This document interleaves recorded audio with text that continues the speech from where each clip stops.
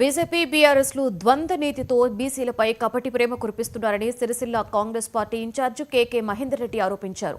BRS ముస్లింలకు 12% రిజర్వేషన్లు ఇస్తామని ప్రకటించి మాట మార్చేసిందని సిరిసిల్ల కాంగ్రెస్ కార్యాలయంలో మీడియాతో మాట్లాడుతూ ఎద్దేవా చేశారు.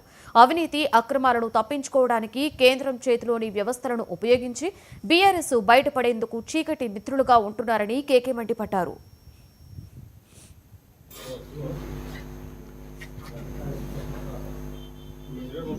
ఇటువంటి ద్వంద్వ నీతితోని 2 నాలుకలతోని ఇవాళ ఈ రాష్ట్రంలో బీసీల పైన కపట ప్రేమ కురుస్తున్న పార్టీలు ఏవయ్యా అంటే ఇద్దరు చీకటి, ఒకటి బీఆర్ఎస్, ఒకటి బీజేపీ. ఇవాళ నిజంగానే మీకు చిత్తశుద్ధి ఉన్నట్టయితే బీఆర్ఎస్ వల్ల నేను అడుగుతున్నా, ఆ రోజు 12% రిజర్వేషన్ మేము ఇస్తే ముస్లింలకు ఇస్తామని నేను అన్నది వాస్తవం కాదా? మరి ఇలా మేము చేసింది ఏంది కదా, ముస్లింస్ మేము కొత్తగా చేసింది ఏం లేదా, ముస్లింలు బీసీబీలో ఉన్నాం అంతే కదా.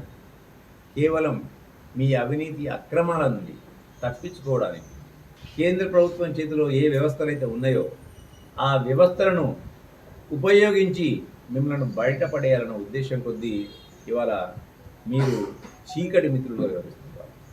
ఇది నేను అనట్లే, ఇవాళ మీ బతుకేంది రాజకీయంగా మీరేంది అని చెప్పి ఇవాళ సీఎం రమేష్ గారు చెప్పారు.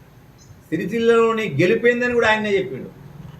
ఆయన కాళ్ళు ఎట్లా పట్టుకున్నామని కూడా ఆయనే చెప్పిండు. ఆ రోజు టీడీపీ పార్టీ అభ్యర్థిని ఉపసంహరించడానికి నువ్వు నా దగ్గరికి రాలేదని చెప్పగానే చెప్పిండు ఆయన. ఇవాళ ఢిల్లీకి వచ్చి ఈ అవినీతి అక్రమ కేసుల నుంచి మనం బయటపడేస్తే మేము బీజేపీలో విలీనం చేయడానికి సిద్ధమని చెప్పినాం, కావాలంటే రా, ఎక్కడికి వస్తావు రా, నేను చెప్తాను కూడా ఆయన సవాల్ చేసాను. కానీ నువ్వు ముఖం ఎందుకు చాటేసినావు? ఇవాళ నువ్వు పోయింది వాస్తవం అన్నట్టే కదా, కానట్టయితే నువ్వు ఖండించాలి కదా. ఆయన సీసీ ఫుటేజ్లతో సహా పట్టుకొస్తా అన్నాడు, వాడికి ఎక్కడ సమాధానం లేదు.